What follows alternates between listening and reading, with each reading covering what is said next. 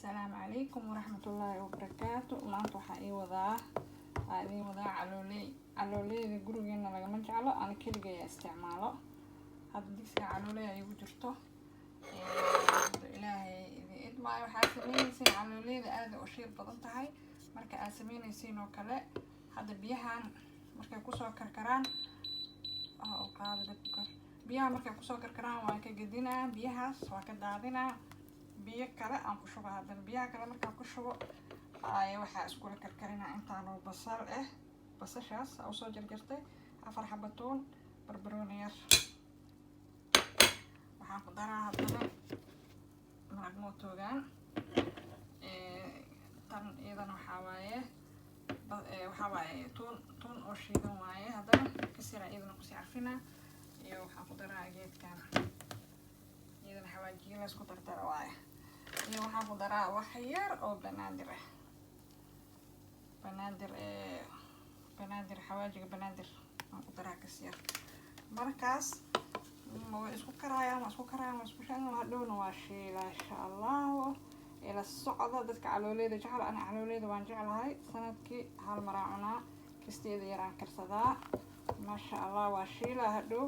marka ila socda. hadda biyaha markay ku karkaraan waa ka daadinaa, biyo kale ku shubaa haddana shiilka dhan soo ugu baxo. assalaamu calaykum asxaabta, soo dhawaada dhammaantiin. waxaa maanta idiin wadaa alaabtan jiirta oo waxaan ka sameyn rabaa buskeeti aan ka sameyn rabaa. hadduu ilaahay yiraahdo ila socda insha Allah. waa hilib yar oo kaala argo jiir oo mar dhow lasoo qalay. hilibka mar dhow markii lasoo qoro xataa dhow maaragtay dhibka markuu dhibaayo marka aad sameynaysid waa xalxaleef oo jareynaa, kabacdi waa soo tumaa. dabcan qof kasta waa ogyahay sida markii suqaarka loo sameynayo buskeetiga in la tumo hilibka waa ogyahay qof walbo. marka waa soo sameysanaa, waa soo jarjaraa si khafiif waa soo tumaa, waa soo nadiifinaa. isla socod wanaagsan saxaabey. waa kana waa soo tumaa hilibkii. meeshaan waxaan kusoo sameystay xawaajiyo, halkaan saliid saytuun, wax yar biyaan ku daray, toon 4 xabo toon, maraq mooto, kasir filfil madow. marka waxaan ku ridanaynaa hilibkeena saas ugu ridaynaa, saas ugu walaaqayaa kulli saas ugu soo walaaqaynaa. kabacdi isla socod wanaagsan insha Allah saas ugu soo dhameynaa. walaalaha qaaliga waa kana hilibkii halkaan ku sameysanaynaa.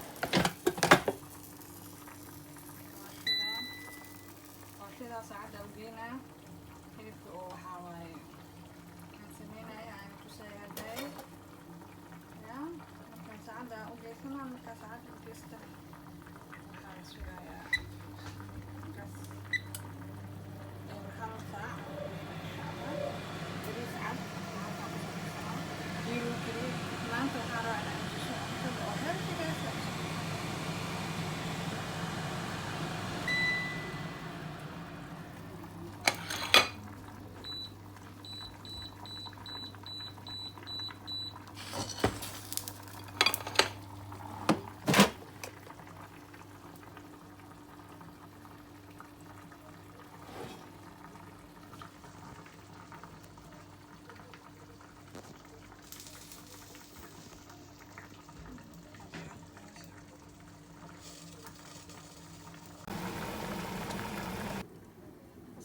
sharafta leh. waa kaasaa hilibka saas ku soo baxay.